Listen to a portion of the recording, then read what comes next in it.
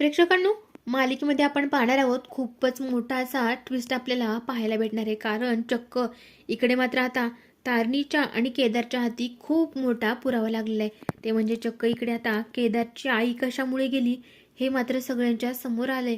आणि चक्क आता JPC मेडिकलमध्ये जो स्कॅम झाला आणि तेच औषध बिचारा केदार मात्र तिच्या आईला देत होता. आता हे मात्र खूप मोठं गूढ इथे सत्य सगळ्यांच्या समोर आलेलं असतं. दुसरीकडे मात्र हा दयानंद, त्याला काही रात्रीचीही झोप लागत नाही. प्रत्येक वेळेस प्रत्येक ठिकाणी मात्र त्याला त्याचा भूतकाळ आठवत असतो. कशा प्रकारे हा सगळा स्कॅम झाला आणि सगळ्याला जबाबदार मात्र हा दयानंद आहे प्रेक्षकांनो. आणि जेव्हा केदारला आणि तारणीला समजणार आहे की या सगळ्यांच्या पाठीमागे हा दयानंद आहे, तेव्हा मात्र हा दयानंद जरी तिचा बाबा असला, जरी त्यांच्या घरातला माणूस मेंबर असला, तरी मात्र ह्या दयानंदची काय अशी बेकार अवस्था करणार आहेत ना, हे मात्र विचारही करता येत नाही. आणि जेव्हा दयानंदला स्वतःला समजणार आहे, एकीकडे आपल्या सुनेची आई तारिणीची आई ती आपल्यामुळे गेली आणि दुसरीकडे आपलीच देवकी ती म्हणजे केदारची आई ती सुद्धा आपल्याचमुळे गेली. आता जवळच्याच माणसाचा स्वतःच्याच हातून घात झालेला आहे. जेव्हा दयानंदला समजणार आहे ना, तेव्हा मात्र त्याचा भूतकाळ त्याला ना झोपू देणार आहे ना जागं राहू देणार आहे. त्याच्या आयुष्यात मात्र खूपच भयंकर असं वादळ आलेलं असणार आहे. आणि इथे मात्र चक्क आता तारिणी आणि केदार दोघांनी शपथच घेतली. आता काही जरी झालं ना तरी आपल्या दोघांचं टार्गेट एकच असणार आहे आणि ते म्हणजे JPC मेडिकलमधला जो स्कॅम झालाय त्याच्या मुळाशी कोण आहे ना, तो व्यक्ती शोधून काढायचाच आहे. आणि त्याला अशी काय भयंकर शिक्षा द्यायची ना, जशी जशी आपल्या आईंना जेवढा त्रास झाला तेवढाच त्रास त्यालाही झाला पाहिजे. पण प्रेक्षकांनो, जेव्हा त्यांना समजणार आहे ह्या सगळ्यांच्या मुळाशी दयानंद आहे, तेव्हा त्यांना काय काय करावं लागणार आहे आणि कौशिकी तेव्हा कुणाच्या बाजूने ठामपणे उभी राहणार आहे, हे मात्र खूपच इंटरेस्टिंग असणार आहे आणि तेवढंच इमोशनलही असणार आहे. तर प्रेक्षकांनो, आता नक्की पुढे कसं घडणार आहे, सगळं काय होणार आहे ते सगळं आपण पुढे पाहणार आहोत. त्यासाठी व्हिडिओ स्किप न करता शेवटपर्यंत पाहत राहा. आणि खरंच तुम्हालाही जर इकडे केदार आणि तारिणी या दोघांची लव्ह स्टोरी पाहायला आवडत असेल ना, तर नक्कीच व्हिडिओला लाईक करून तुमचा रिस्पॉन्स कळवा. तर प्रेक्षकांनो, चला पाहूया पुढे नक्की काय होणार आहे. इकडे मात्र चक्क आता इकडे युवी, निशी आणि केदार तारिणी दोघंही जोडपं आता मंदिरात गेलेलं असतं देवीच्या. ते म्हणजे ओटी भरण्यासाठी, दर्शन घेण्यासाठी. हे सगळं सगळं घडवून आणलंय ते म्हणजे कौशिकीने. पण जाता जाता इकडे युवराजच्या मनात मात्र केदारबद्दल एवढा काही राग आहे. त्याला प्रत्येक वेळेस प्रत्येक ठिकाणी मात्र आता इकडे या कौशिकीने त्याच्या कानाखाली वाजवलेली तशी प्रत्यक्षात सगळीकडे दिसू लागते. त्याला काही करून ह्या केदारचा बदला तर घ्यायचाच आहे. एकदा त्याचा जीव घेण्याचा प्रयत्नही केला होता, पण तो काही सक्सेस झाला नाही. आणि आता मात्र मुद्दाम तो गाडी एवढ्याच काही स्पीडने चालवतोय. मुद्दाम अगदी इकडे रोड ब्रेक वगैरे अचानक करत दावत असतो. आणि मग काय, सगळे मात्र पुढच्या सीटवर पडत असतात. ते बिचारा केदार मात्र त्याला ओरडून सांगतोय, अरे युवराज, गाडी जरा हळू चालव ना. आपल्याला डायरेक्ट ढगात नाही जायचं, देवाकडे जायचंय. तू मात्र देवाकडे कायमचा पोहोचवायला आपल्याला अशी वाटायले का तुला की आपण सगळ्यांनी देवाकडे कायमचं जायचंय? तर असं नाहीये, आपल्याला देवाच्या मंदिरात जायचंय. इकडे मात्र त्यावरती निशी आता त्यांनाच ओरडायला लागते. म्हणत असते, काय रे, तुमचं काय चाललेलं असतं? आणि तो का तुमचा ड्रायव्हर आहे का? त्याला गाडी कशी चालवायची ते सुद्धा आता तुम्हीच सांगणार आहेत का? म्हणून मुद्दाम त्यांच्यावरच ओरडते. कारण तिचाही खूप जळफळाट होत आहे. कारण सगळे घरी मात्र सगळीकडे आता केदार तारिणी या दोघांचंच कौतुक होतंय. आणि हे मात्र निशीला सहन होत नाही. त्याचमुळे निशीचा मात्र चक्क आता जळफळाट व्हायला लागतो. ती मात्र प्रत्येक वेळेस काही ना काही करून ह्या तारिणीला टोमणे देऊ लागते.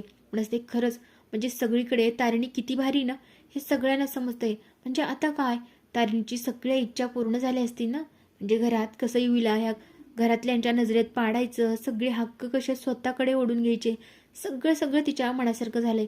आणखीन देवाकडे काय मागणार आहे कोण जाणे. पण इथे मात्र बिचाऱ्या या तारिणीच्या मनात तसं काही नसतं. तिला काही करून सगळ्यांना एकत्र एकजुटीने ठेवायचंय. पण इथे त्याच्याच विरुद्ध आहे ती म्हणजे निशीला काही करून आता सगळ्यांचा राग येतोय. कारण सगळेजण इकडे केदारचं आणि तारिणीचंच कौतुक करू लागतात ना. दुसरीकडे मात्र हा दयानंद, तो मात्र पूर्ण बेचैन झालेला आहे. त्याला समजत नाही काय करू. प्रत्येक वेळेस का माझा भूतकाळ माझ्या समोर येऊन उभा राहतोय. खरंच आता खूप मोठा राडा होणार आहे, काहीतरी खूप मोठं वादळ माझ्या आयुष्यात येणार आहे. त्याला या सगळ्या भीतीने मात्र चक्क आता खोकला लागतो. आणि त्याचा खोकला काहीच हातात जात नाही. त्याच वेळेस अचानक त्याचा आवाज ऐकून मात्र तिथे कौशिकी आलेली असते. तिला मात्र खूप भीती वाटायला लागते. काय काय काका, काय झालं? म्हणजे खरंच काय त्रास होतोय का? असं का करताय ना? इथे मात्र आता दयानंद तिला शांत करतो. मस्त कौशिकी, बाळा काय झालंय ग? नॉर्मल खोकला लागलाय मला आणि पाणी पित होतो ना म्हणून खोकला लागलाय. एवढं काळजी करण्यासारखं काहीच नाही. पण इथे मात्र आता कौशिकी म्हणत असते, काका प्लीज प्लीज आता कसलीही दगदग करायची नाही. लग्न झालंय, सगळे विधी समाप्त झालेत आणि त्याचमुळे तुम्ही ना आता फक्त आणि फक्त आराम करायचा. इथे मात्र बरोबर सगळं त्याला समजावून सांगते. तुम्ही कसलीही धावपळ करायची नाही, फक्त आणि फक्त आराम करायचा. दयानंद म्हणत असतो, हो ठीक आहे, आता मी आरामच करणार आहे, पण माझं ना थोडंसं काम आहे, त्यामुळे मला बाहेर जाऊन यायचं आहे. आता कौशिक म्हणू लागते, हो म्हणजे माझी मीटिंग आहे तशी आणि लवकरच आवरून मी लवकरच घरी येईन आणि तसंही मला आज ऑफिसमध्ये जायचं नाही. आणि त्याच वेळेस मात्र बरोबर इकडे आता ह्या दयानंद ठरवतो, म्हणजे जी इकडे आता त्यांच्या कंपनीमध्ये जी सिक्रेट रूम असते ना, त्याच त्याच सिक्रेट रूममध्ये JPC मेडिकलच्या स्कॅमबद्दल सगळे सगळे पुरावे असणार आहेत. नक्की या सगळ्यांच्या मुळाशी कोण आहे, कोणामुळे हा सगळा घोटाळा झालाय. आता प्रेक्षकांवर त्याचमुळे मात्र खूप मोठा राडा तर होणारच आहे. आता दयानंद मात्र चक्क त्या सिक्रेट रूममध्ये पोहोचणार आहे. तर दुसरीकडे मात्र हा केदार आता त्याच्या आईची शेवटची आठवण ती म्हणजे बांगड्या. आता बांगड्या चक्क या तारिणीला देणार आहेत. त्याच्या मनात तर तारिणीच आहे, एक बायको म्हणून, एक प्रेमिका म्हणून सगळं ती त्याच्यातच बघत असते. पण इकडे इकडे या आता या केदार आणि तारिणी या दोघांमध्ये जे नातं आहे ते मात्र अगदी वरवरचं ते तारिणीच्या बाजूने. कारण तारिणीला वाटतंय केदारला माझ्यासोबत लग्न करायचं नव्हतं, हे सगळं मिशनचा भाग म्हणून करावं लागणार आहे आणि लवकरच आम्ही दोघं डिवोर्स घेऊन रिकामे होणार आहोत. पण इकडे बिचारा केदार मात्र प्रत्येक वेळी प्रत्येक क्षणोक्षणी या तारिणीला प्रेमाची जाणीव करून देण्याचा प्रयत्न करतोय. पण तारिणीला वाटतं हे सगळं काहीतरी वेगळंच आहे, म्हणजे दुसऱ्या कोणासाठी तरी आहे आणि तारिणीचा प्रत्येक ठिकाणी आता गैरसमज होतो. पण इथे मात्र केदार आता काहीतरी भेटवस्तू द्यायची, काहीतरी गिफ्ट द्यायचं म्हणून तारिणीला आता चक्क त्याच्या आईच्या बांगड्या गिफ्ट करतो, जेणेकरून ती नाही नाही म्हणणार नाही.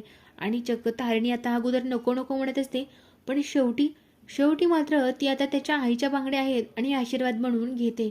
आणि दुसरीकडे आता चक्क प्रेक्षकांनो त्यांची सगळी पूजा वगैरे आवरून झालेली असते आणि स्वतः केदार तिच्या हातात बांगडे घालते. सगळे त्याची वाहवा करू लागतात की खरंच किती चांगला मुलगा आहे ना, आणि अगदी अगदी त्याने स्वतःच्या हाताने त्याला बायकोला बांगड्या भरवतोय.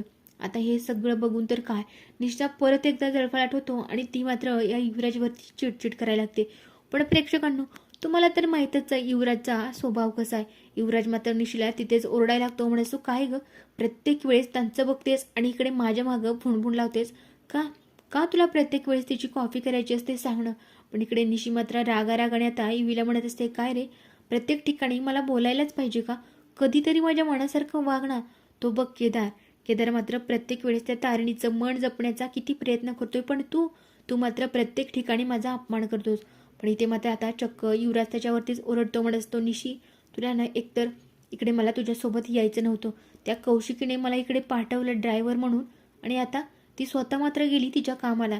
त्यामुळे तू शांत बस, माझं डोकं हलवू नकोस. आणि आधीच हा माझ्या डोक्यात गेलेला आहे, त्यामुळे प्लीज तू तरी माझं डोकं जास्त आता फिरवू नकोस. आता प्रेक्षकांनो शेवटी मात्र इकडे या केदारच्या जो पॉकेट असतं बांगड्यांचं त्यामधून ती आता प्रिस्क्रिप्शन खाली पडतं आणि त्याचवरती मात्र त्याचं नाव लिहिलेलं असतं, ते म्हणजे त्या औषधाचं, जे औषध तो त्याच्या आईला देतोय. आणि जेव्हा त्याने मध्ये ओपन करून पाहिलं तेव्हा मात्र त्याच्या पायाखालची जमीन सरकली आणि त्याला मात्र सगळा त्याचा भूतकाळ झरझर डोळ्यांच्या खालून जाऊ लागलेला आहे. त्याला सगळे त्याच्या आईसोबतचे क्षण आठवू लागलेले आहेत. कशा पद्धतीने ते आणि आई सगळीकडे एकत्र वणवण भटकत होते, त्यांनी किती हालाकीची परिस्थितीमध्ये ते वर आलेत, सगळं त्याला आठवू लागतं आणि त्याच्या डोळ्यांमध्ये अक्षरशः अश्रू आलेले असतात. या तारिणीलाही समजत नाही अचानक केदारला काय झाले. आणि तेव्हा मात्र केदार आता सगळं सांगू लागतो की कशा पद्धतीने माझ्या आईचा मृत्यू कशामुळे झाले, या सगळ्याला मी जबाबदार आहे. पण प्रेक्षकांनो इथे मात्र तारिणी त्याला समजावते आणि म्हणते, प्लीज केदार तू शांत हो. त्याला मात्र इमोशनल सपोर्ट दिलेला इथे. आणि खरंच हे पाहून खरंच प्रेक्षकांनाही खूप आनंद झालाय. आता याचमुळे प्रेक्षकांनो हे दोघांमधली जवळीकता वाढत जाणार आहे आणि फायनली या दोघांमधला दुरावा तर संपताना आपण पाहणार आहोत. आता इथे मात्र केदार आणि तारिणी दोघं एकमेकांशी बोलू लागतात, म्हणत असतात, बॉस आता खरंच हे सगळं ना तुझं एकटीचं टार्गेट नाही, आता हे माझंही टार्गेट असणार आहे. माझ्या आईचा मृत्यू ह्या औषधामुळे झालाय. जे कोणी असतील ना या सगळ्यांच्या मुळाशी, त्यांना मात्र मी आता सोडणार नाही. आता प्रेक्षकांनो, या सगळ्यांच्या मुळाशी त्यांच्याच घरातला व्यक्ती आहे, तो म्हणजे दयानंद. दयानंद आता चांगलाच भीतीने घाबरून गेलेला आहे. त्याला खूप भीती वाटते, काय करू. आणि खरंच जर हे सगळं सगळं जेव्हा तारिणीला समजेल त्यावेळेस काय काय होणार आहे घरात, आणि खरंच घरातून ती निघून जाईल का. त्याच्या डोक्यात मात्र खूप प्रश्न येऊ लागतात. आता प्रेक्षकांनो, ज्यावेळेस मात्र तारिणी आणि केदार या सगळ्यांच्या मुळाशी जायचं ठरवणार आहेत, त्याच वेळेस त्यांना इकडे हा दयानंदचा खरा चेहरा, ह्या सगळ्यांच्या मुळाशी असलेला त्याचा हात त्यांच्या उघडकीस येणार का. नक्की पुढे असं काय मोठा धमाका आणि राडा होणार आहे ना, हे पाहणं खरंच खूप इंटरेस्टिंग असणार आहे.